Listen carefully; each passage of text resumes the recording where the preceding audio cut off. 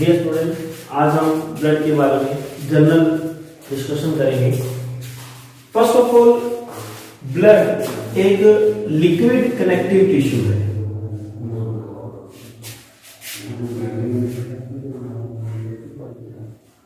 तरल संयोजी ऊतक।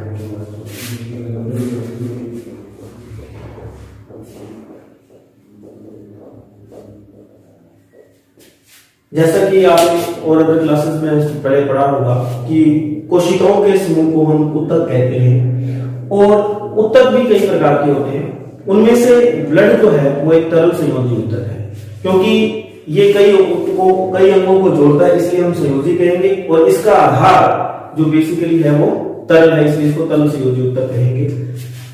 अगर हम इसकी शरीर के अंदर मात्रा की बात करेंगे तो हमारे शरीर के वजन का 11वां हिस्सा जो 1/11वां भाग जो है वो भाग हमारा ब्लड होता है, मतलब लगभग 5 से 6 लीटर।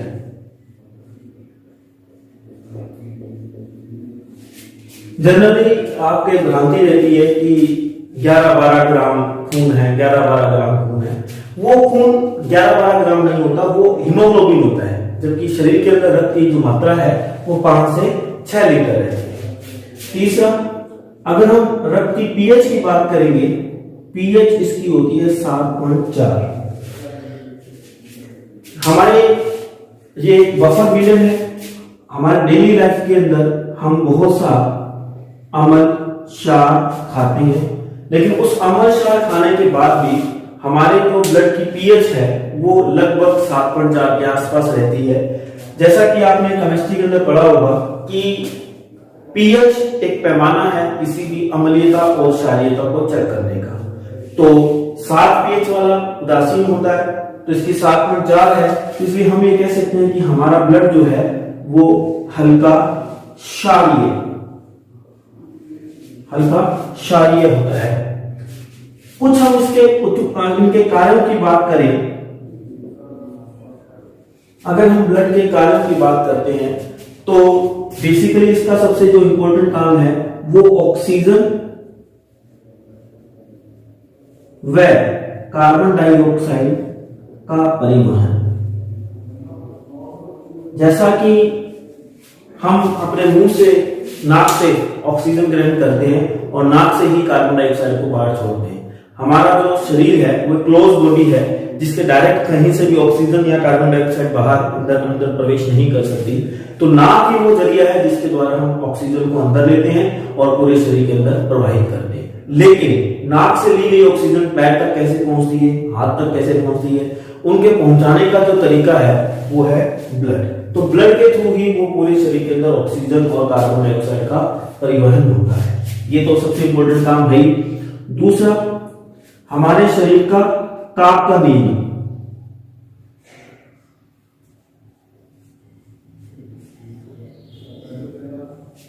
जैसा कि आपने सुना होगा कि बाहर ठंड के समय तापमान कम हो जाता है, गर्मी के समय तापमान बढ़ जाता है, पर हमारे शरीर का जो तापमान है वो फिक्स 37 डिग्री सेंटीग्रेड बना रहता है।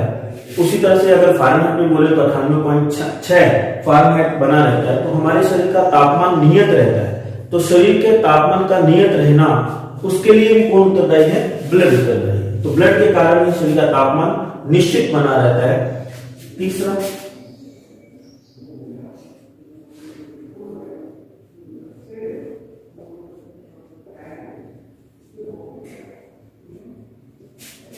पदार्थों का परिवहन। पूरे शरीर के अंदर जितने भी पदार्थ, हम जैसे मुंह से कुछ भी खाते हैं, नाक से कुछ भी लेते हैं, तो उसके बाद वो पूरे शरीर के अंदर जो उनका परिवहन है वो ब्लड के थ्रू ही होता है। रक्त के द्वारा ही वो शरीर के अंदर अलग अलग जगह पर प्रवाहित होते हैं। उसके बाद हमारी बॉडी के सैनिक प्रतिरक्षा तंत्र, हमारे शरीर के अंदर जितने भी जीवाणु, रोगाणु प्रवेश करते हैं, उन रोगाणुओं से हमारी जो रक्षा है वो रक्षा भी ब्लड ही करता है। तो ये, उसके बाद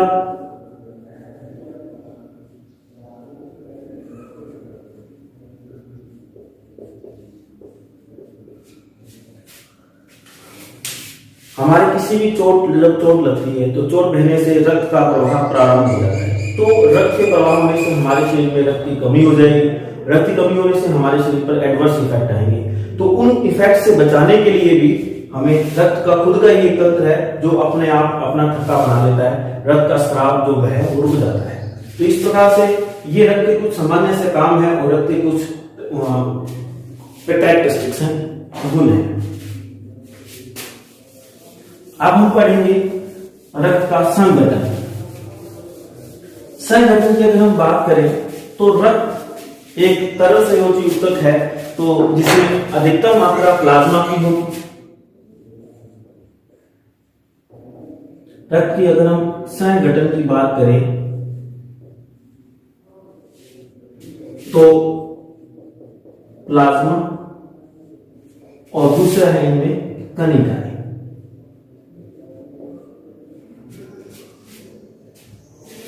रक्त में अगर कुल रक्त की बात करें तो उसमें 95% भाग जो है वो तो प्लाज्मा है और 45% जो भाग है वो कणिकाएं हैं। प्लाज्मा एक येलो कलर का लिक्विड है, पीला द्रव है, जिसके अंदर प्रोटीन, कार्बोहाइड्रेट, वसा,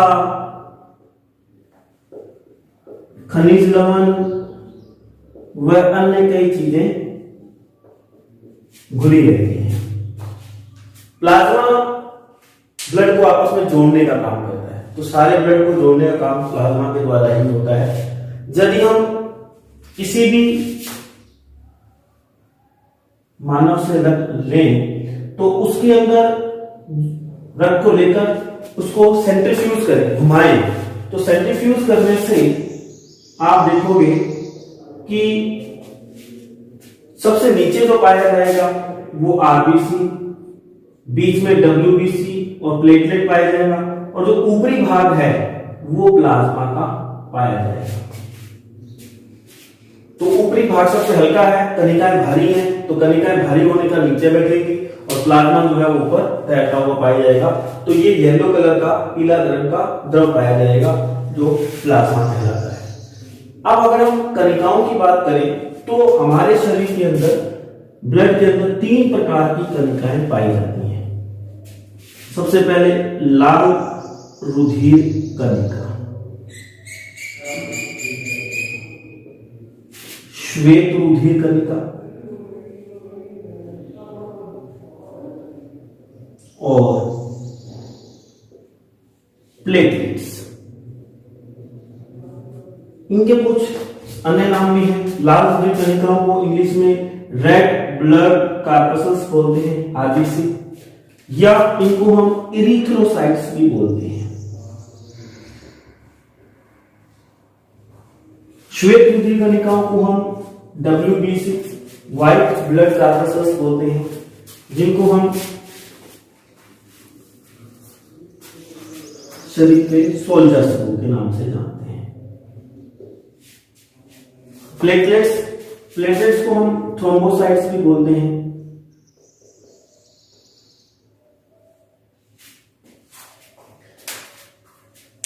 लाल रुधिर कणिकाएं का जो जीवन काल है वो 120 दिन है। मतलब हमारे शरीर के अंदर लाल रुधिर कणिकाएं जो बनती हैं वो 120 दिनों के बाद स्वतः ही नष्ट हो जाती है। इसीलिए कहते हैं कि जब हम ब्लड देते हैं तो ब्लड देने से, अगर ब्लड देंगे तो अच्छा है, नहीं तो 4 महीने बाद अपने आप स्वतः ही सारी लाल रुधिर कणिकाएं मर जाएगी। और जब लोग ब्लड देते हैं तो 2 बार ब्लड देने के बीच में कम से कम 4 महीने का गैप होना चाहिए। कारण क्योंकि जब हम ब्लड दे चुके हैं तो उनकी भरपाई करते करते 120 दिन में तो वैसे भी नया ब्लड आ ही जाएगा। तो इसलिए 120 दिन के अंदर हम लाल रुधिर कणिकाओं को बना सकते हैं। श्वेत रुधिर कणिकाओं की अगर हम बात करें तो श्वेत रुधिर कणिकाओं का जो जीवन काल है वो 10 दिन है और इसका 5 दिन है। इसके बाद लाल रुधिर कणिकाओं का जो लाल रंग है वो लाल रंग हीमोग्लोबिन के कारण है।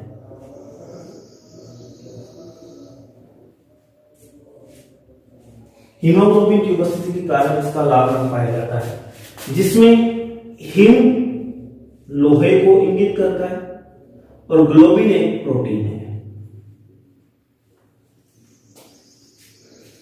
लाल रुधिर कणिकाओं के अंदर 4 पोरफायरिन वलय पाई जाती हैं और जिनके केंद्र में लोहा पाया जाता है।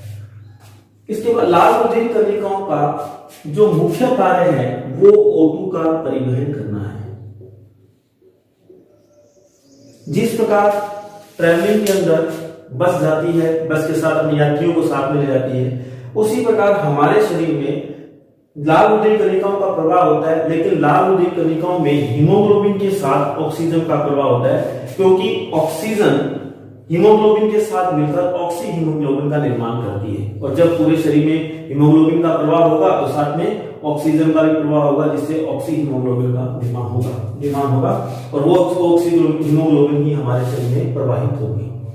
इसी प्रकार O2 के परिवहन के साथ साथ CO2 का परिवहन भी जो है वो लाल रुधिर कणिकाओं का ही कार्य है।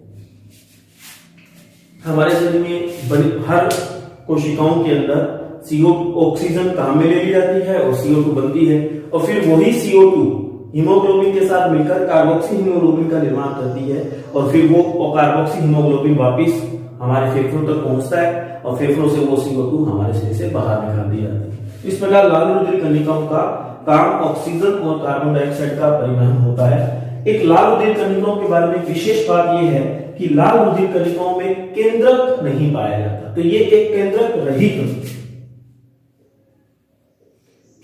रहित कोशिकाएं होती हैं, कणिकाएं होती हैं। इन्हीं प्रकार हम अगर बात करें श्वेत रुधिर कणिकाओं की, जिनको हम ल्यूकोसाइट्स के नाम से भी जानते हैं। श्वेत रुधिर कणिकाओं का अंदर कोई भी वर्णक नहीं पाया जाता, इसलिए इसमें हीमोग्लोबिन वर्णक पाया जाता है, जिसकी उपस्थिति के कारण लाल रुधिर कणिकाओं का रंग लाल होता है। लेकिन श्वेत रुधिर कणिकाओं में कोई वर्णक नहीं पाया जाता, वर्णक की अनुपस्थिति के कारण ये श्वेत रंग की होती है। आज कल जैसे कि समय में आप देखा होगा, हमारे अंदर बॉडी के अंदर हमारी इम्यून पावर, रेजिस्टेंस पावर, प्रतिरोधक क्षमता होना बहुत जरूरी है। उस प्रतिरोधक क्षमता का जो मुख्य भाग है वो श्वेत रुधिर कणिकाओं के द्वारा किया जाता है। जैसे कोई रोगाणु हमारे शरीर में प्रवेश करता है तो वो सबसे श्वेत रुधिर कणिकाएं उनके जब कांटेक्ट में आएंगी तो श्वेत रुधिर कणिकाएं उनको मार देंगी, जिससे हमें बीमारी से बचने का एक मौका मिलता है। तो श्वेत रुधिर कणिकाओं को हमारे बॉडी के सोल्जर कहा जाता है। जैसे बाउंड्री पे कंट्री के प्रोटेक्शन के लिए सोल्जर्स मिलते हैं, उसी तरह से हमारे बॉडी के अंदर बीमारी से बचने के लिए ये हमारी रक्षा करते हैं। इसी प्रकार प्लेटलेट्स या थ्रोम्बोसाइट भी रक्त की कणिकाओं में पाया जाता है और इसका जो मुख्य कार्य है वो रक्त का थक्का लेना।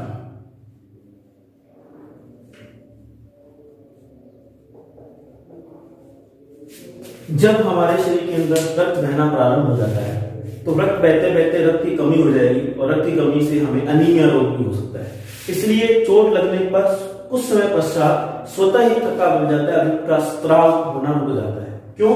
क्योंकि प्लेटलेट्स या थ्रोम्बोसाइट्स अपने आप उसके ऊपर एक जाल बना देती हैं, जिससे रक्त का स्त्राव बहना बंद हो जाता है।